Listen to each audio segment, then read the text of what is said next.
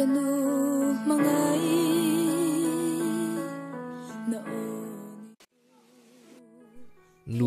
nu nei to lo shom zia chu kan shevek anga nu nei to lo tam tak po inam to mai the ni helai in he kan te tra kan selin amun kan nu na min boral san amun nge ania in thatak chu ni lo ma se chung kolim tak kan ni ve chen kan nu hi na chi thum thi pui ania kumli ani tanga shi sel lo to in thoha midliam pumpui ulcer hepatitis C nat nain min boral san ni kan ngai em kan nu hi ate lo bu te shom le ni ma se kum sa ni pakwa khanin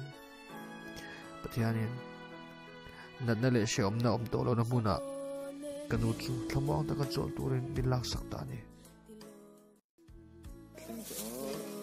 ri lat lat han no ni kan nu kan pum na mun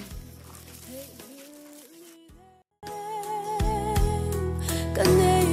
lovang pathian va bu san ma ila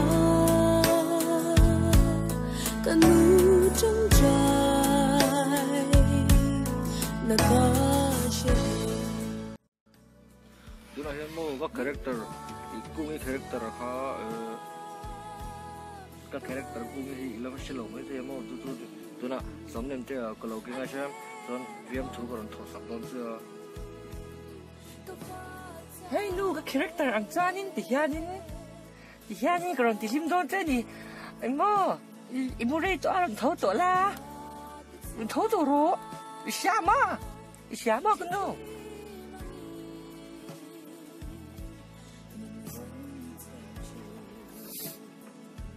tu na cho te he mi shi to sin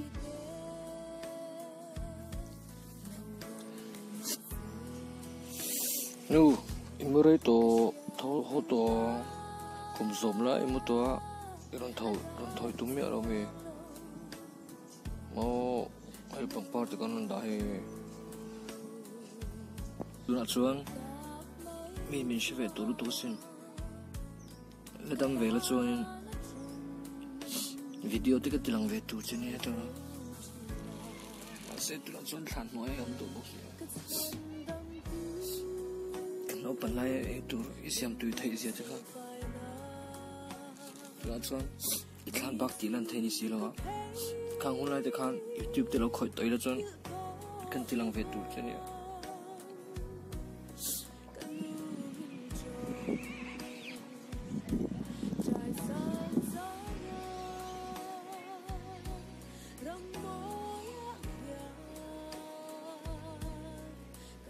nu bye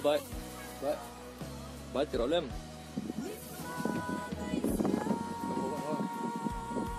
ai ki ang ron ko le